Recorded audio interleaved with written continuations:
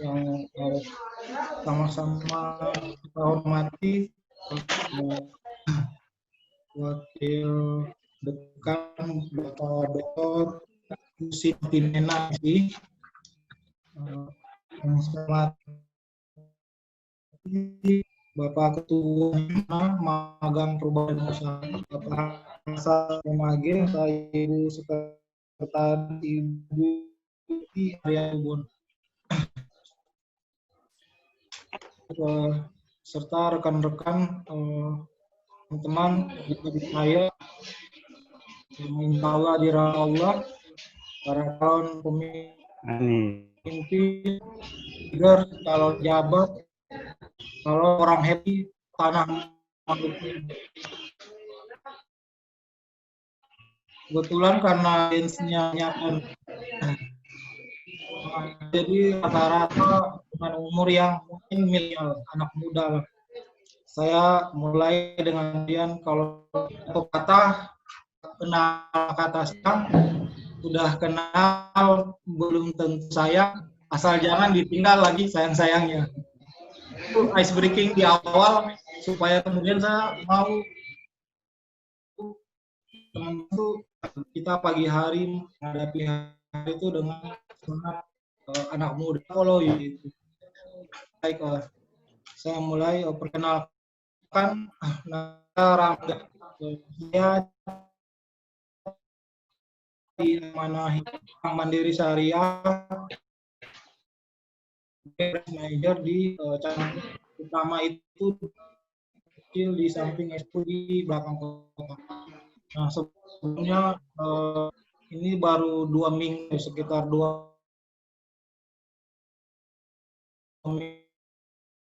minggu saya ada yang bertugas di, jadi bisa bangun catatan, suatu kehormatan hadir di tengah-tengah kawan-kawan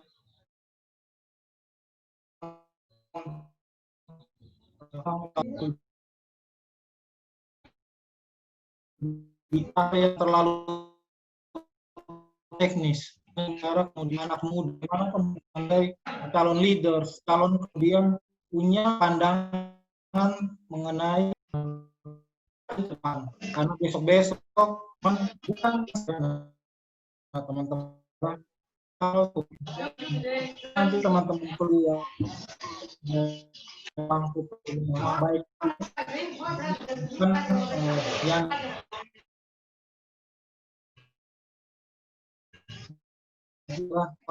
yang aspek yang apa ya, mental kompetensi siswa dalam 3 kita sama-sama bahwa kita tuh dihadapkan pada target masing-masing di akhir tahun.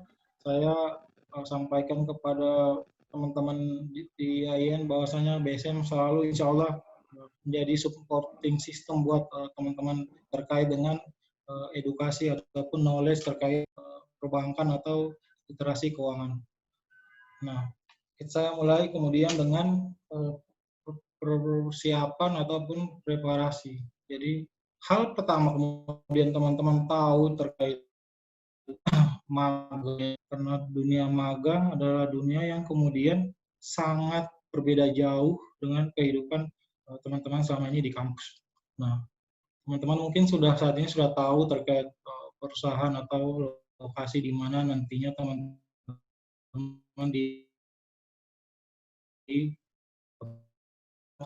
teman-teman harus mencari informasi di luar sesuatu yang sudah disediakan oleh mungkin panitia ataupun maksudnya Bapak Ibu dosen terkait perusahaan atau instansi teman-teman.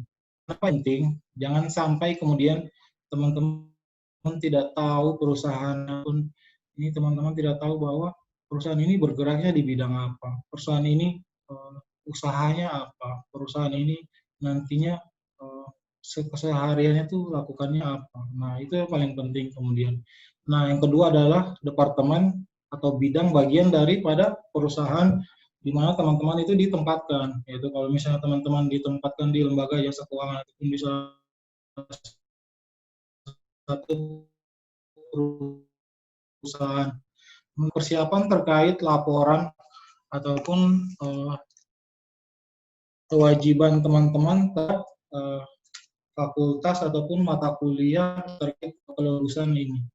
Nah, nantinya saya akan membahas lebih penting terkait sikap diri atau mental atau bagaimana kemudian teman-teman menghadapi masa magang ini.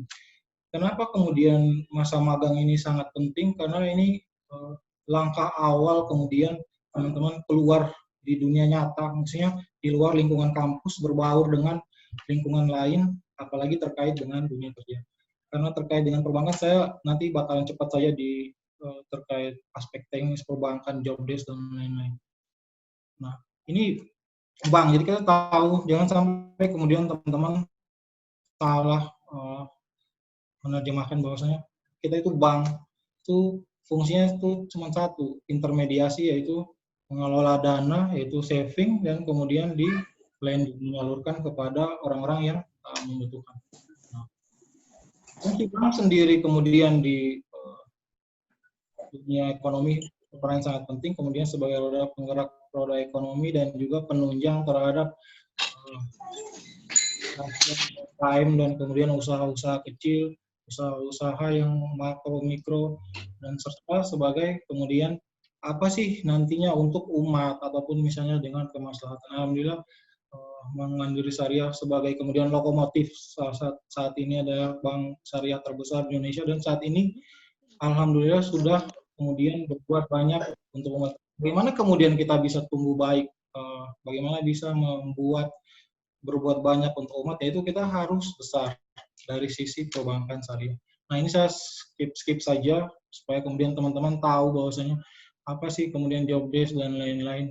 Mohon maaf, ini materinya mungkin tidak sebagus apa ya, karena ini persiapannya juga sangat minim karena baru kemarin saya dikasih tahu. Nah, tugas kemudian ada di situ di bank itu ada frontliner. Frontliner itu apa? Ada security. Jadi kita mulai dari kemudian mental, kemudian teman-teman datang, kemudian besok di perbankan. Gestur ataupun misalnya teman-teman datang di kantor, kan selama ini juga bersosialisasi dengan teman-teman yang magang. Kebanyakan teman-teman yang magang itu kayak merasa minder, merasa kemudian tidak pede, tidak kemudian merasa seperti dirinya sendiri. Kenapa? Karena mereka selalu merasa kecil dengan lingkungan yang kayak tadinya, saya ini cuman anak magang, saya ini cuman sebentar di sini, saya ini cuman kemudian hanya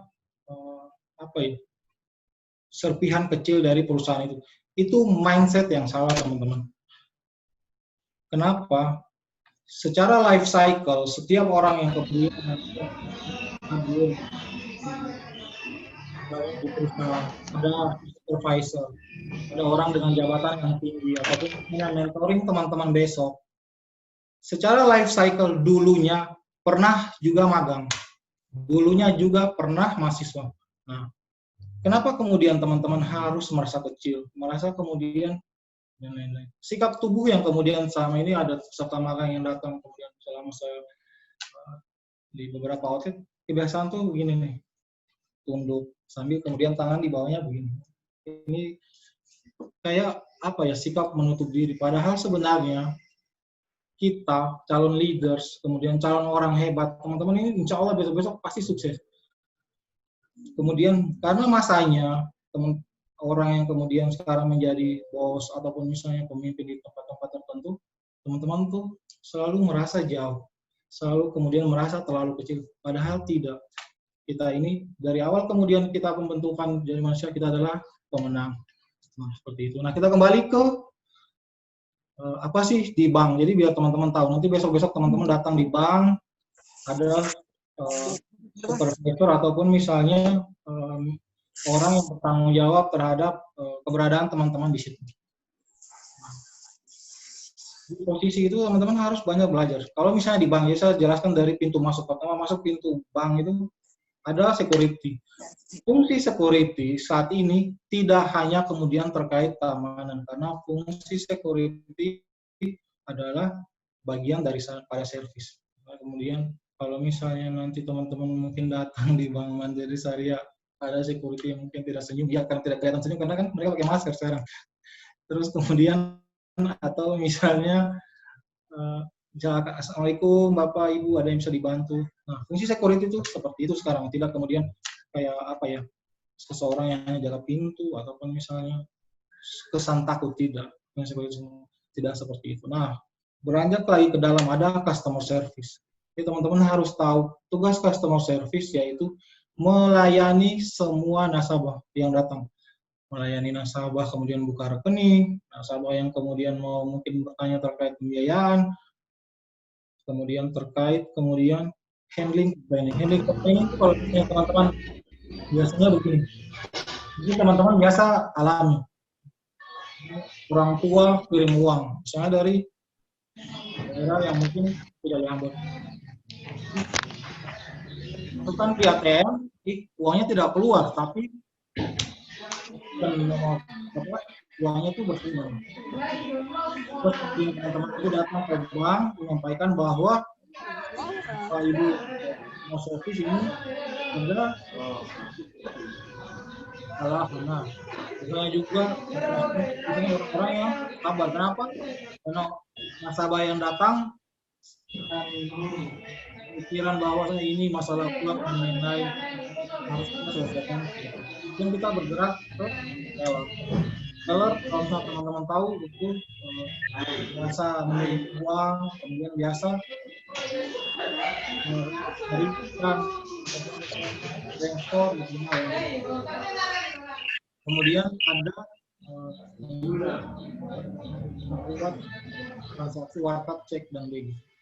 Saya punya tiga flash disk, insya Allah nanti di akhir materi akan coba tanya, kemudian supaya teman-teman manis lah, insya Allah mudah-mudahan akan bagi kemudian nanti setelah nanti materi.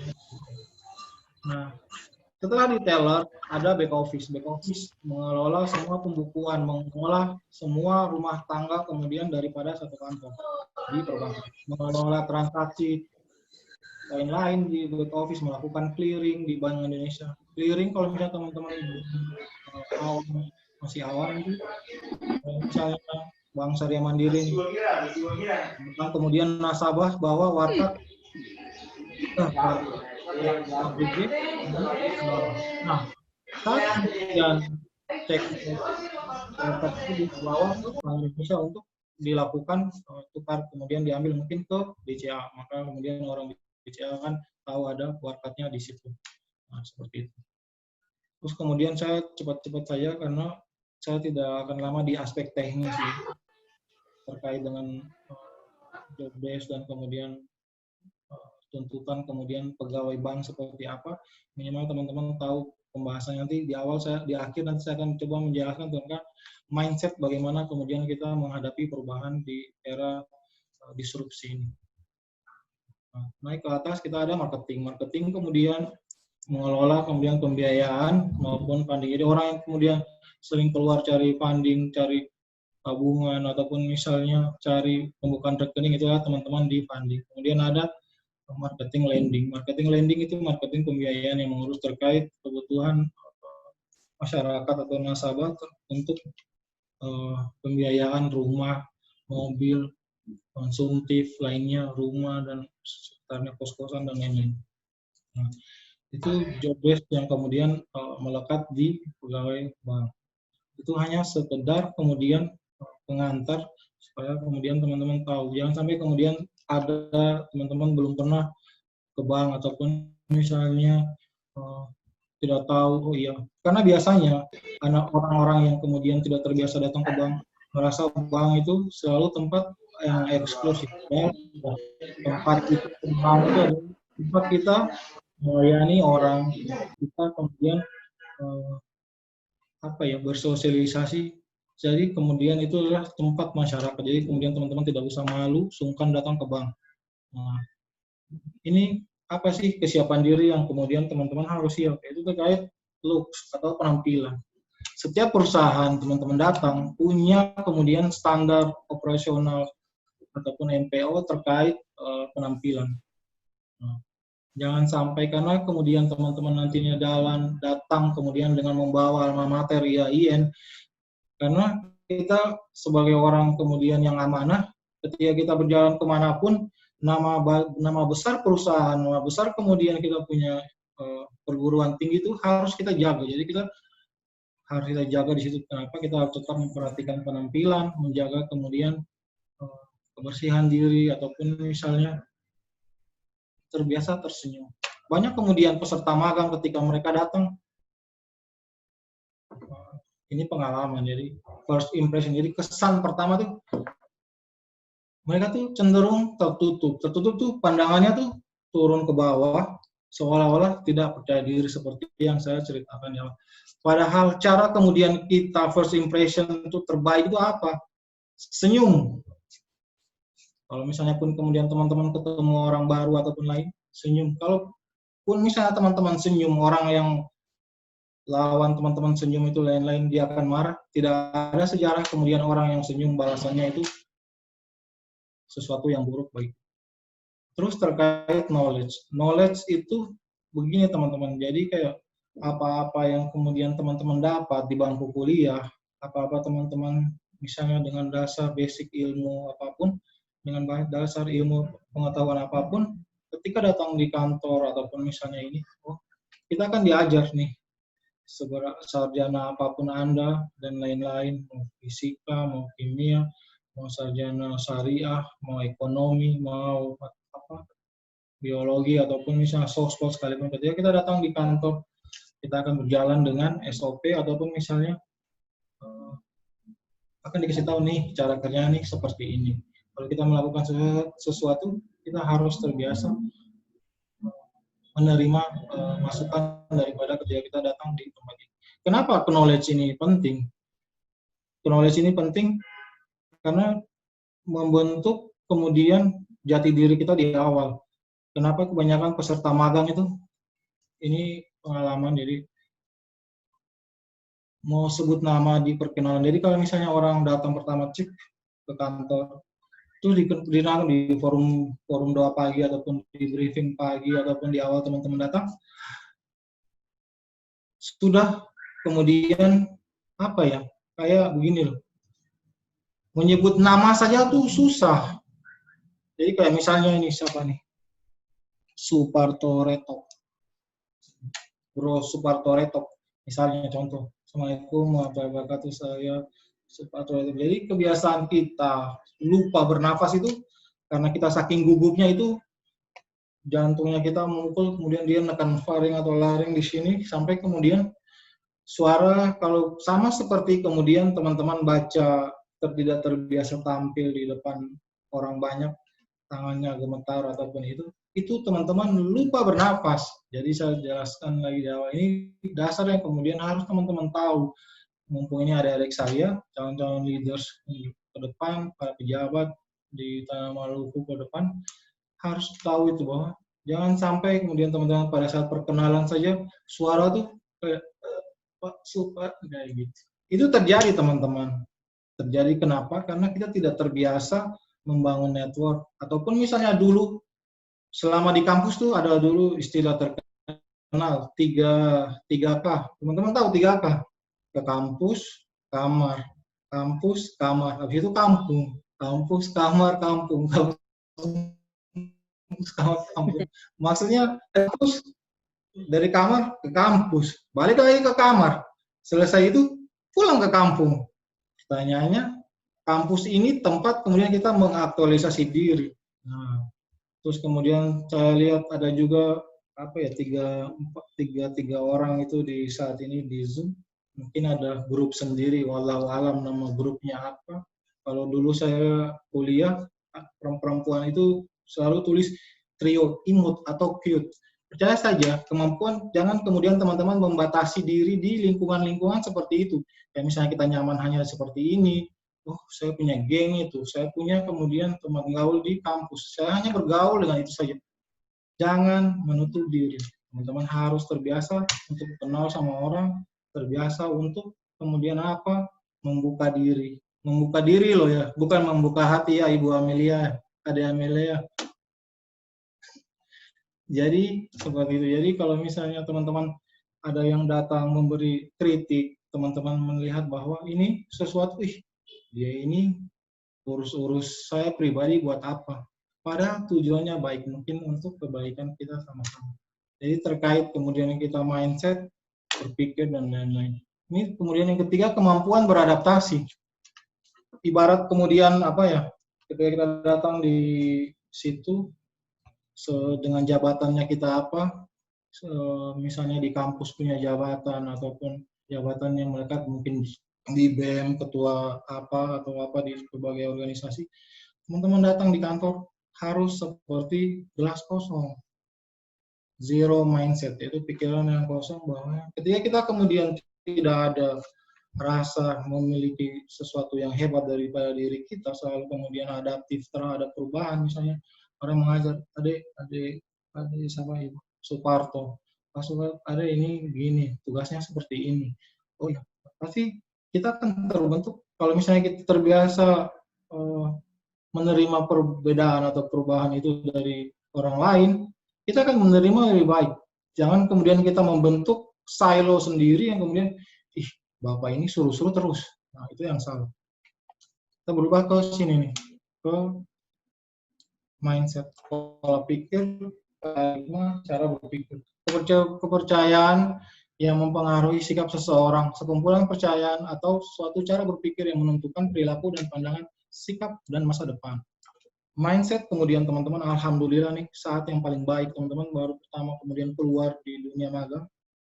Saat kemudian teman-teman pertama mulai masuk di dunia yang mungkin hanya sebentar teman-teman magang, tapi tidak menutup kemungkinan insya Allah besok kalau misalnya teman-teman berjodoh dengan perusahaan itu, secara integritas dan lain-lain dan kapasitas teman-teman mampu, itu bukan hal yang tidak mungkin.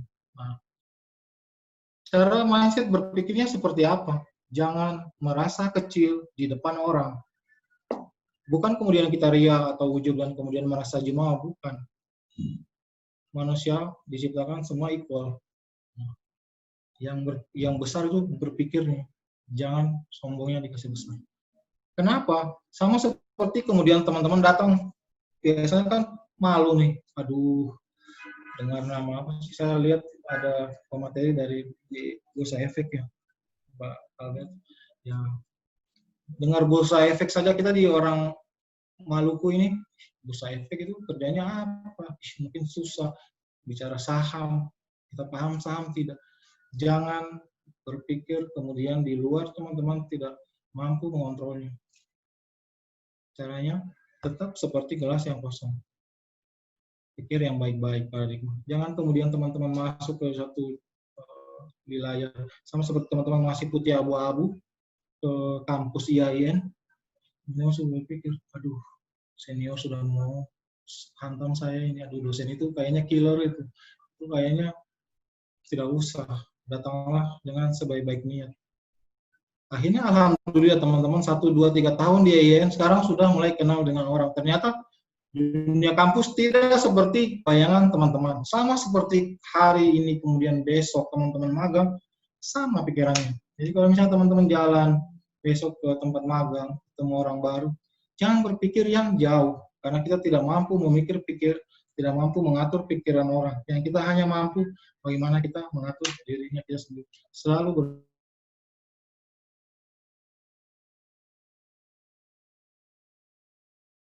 yang terkait hal yang baik itu tidak berlaku di hukum tarik menarik atau magnet. Jadi kalau misalnya positif, pasti dia tarik yang positif. Kalau misalnya negatif, insya Allah kita akan dijauhkan. Nah, saya ingin kemudian teman-teman tahu ini nih, purpose. Teman-teman, tujuannya apa sih magang itu?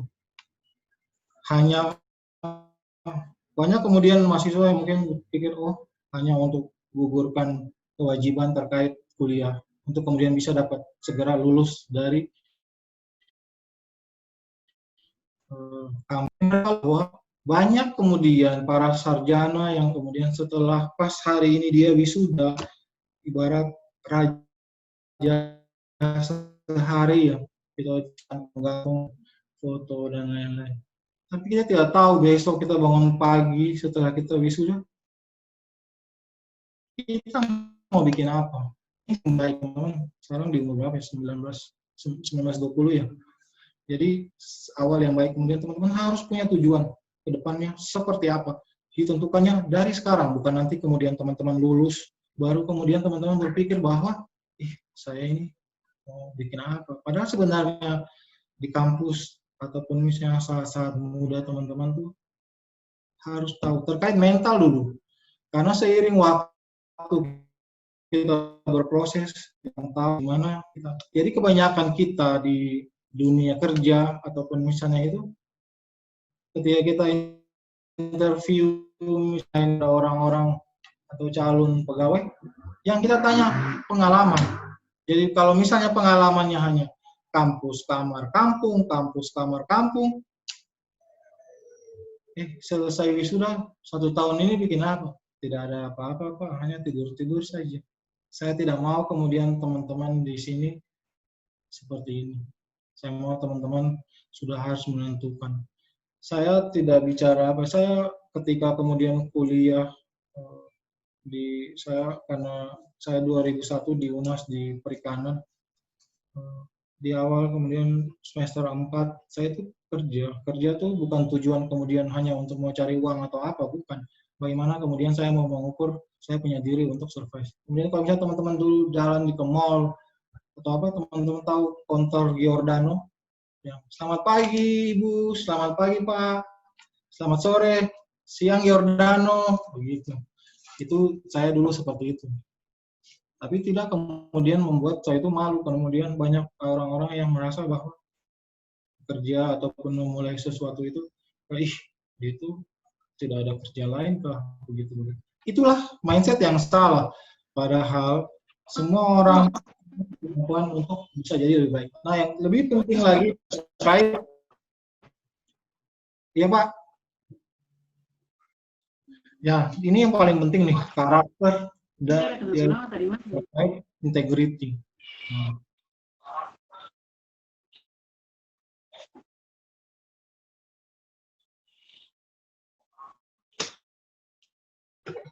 Di dunia kerja kita tidak. Mohon maaf. Ya, halo. Ya, tadi mainnya sebentar.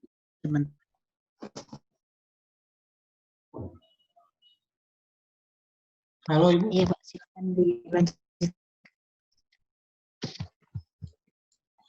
dilanjutkan Pak. Tadi ada sedikit. Nah, saya langsung skip aja di materi yang berikutnya. Harapannya karena mungkin keterbatasan waktu. Inilah advantage bagi peserta magang. Kenapa? Keuntungan ataupun misalnya apa challenge yang harus teman-teman paham. Expertise, apa yang harus meningkat? Knowledge. Peserta magang akan meningkat seiring dengan hal-hal baru, ilmu baru, sesuatu yang tidak didapat di kampus. Cara bergaul orang di dunia kerja beda kemudian dengan orang yang kemudian di dunia kampus. Cara kemudian kita menyerap ilmu tidak sama juga ketika di kampus. Ketika di kampus, kita ketika tidak tahu ataupun misalnya ini kejar-kejar dosen. Ketika kemudian di dunia kerja, teman-teman cukup dikasih tahu 1-2 kali. Kemudian kalaupun misalnya teman-teman tidak mampu, punya penilaian yang lain pada teman-teman. Maksudnya teman-teman tidak mampu. Nah, saya pengen kemudian teman-teman hari ini punya niat yang baik, insya Allah. Ketika kemudian teman-teman nanti magang, apa sih yang teman-teman mesti dapat? Expertise. Yang paling mahal nih di sini nih, di network. Kalau misalnya hanya lingkungannya di geng, maksudnya bukan geng sih, kayak teman-teman bergaul tuh lingkungannya ini. Teman-teman boleh melihat kiri kanan teman-teman. Teman-teman itu setiap harinya ketemu sama siapa, habiskan waktu sama siapa, orang-orang ini nantinya kemudian bisa tidak jadi hal yang positif bagi saya. Teman-teman boleh hitung deh, berapa kemudian teman, jaringan yang kemudian teman-teman tahu. Jaringan dan kemudian network adalah hal yang sangat mahal dan tidak dibuat dengan waktu 1-2 hari, punya proses dan lain-lain. Ketika kemudian teman-teman magang, teman-teman akan kenal tuh sama ibu yang lain, bapak yang lain, bapak di perusahaan itu. buka diri, selalu kemudian bertanya. Kemampuan kita, kelemahan kita tuh selalu lupa bertanya. Kelemahan kita tuh selalu berpikir bahwasanya kita selalu bisa lebih baik dari orang. Padahal itu salah. Orang di tempat kemudian ketika teman-teman datang, kalau misalnya teman-teman tidak senyum, tidak membuat percakapan yang asik. Jadi kayak misalnya teman-teman hanya datang misalnya jam 9 datang sih tidak ada suara, hanya duduk di sudut-sudut, ketemu supervisornya kayak malu. Jangan. Sapa mereka. Pagi Bapak, pagi Ibu, supaya keberadaan teman-teman itu dapat diketahui. Nah, apa yang kemudian kita tahu? Brand. Brand ini bukan merek. Merek ini melekat di diri kita.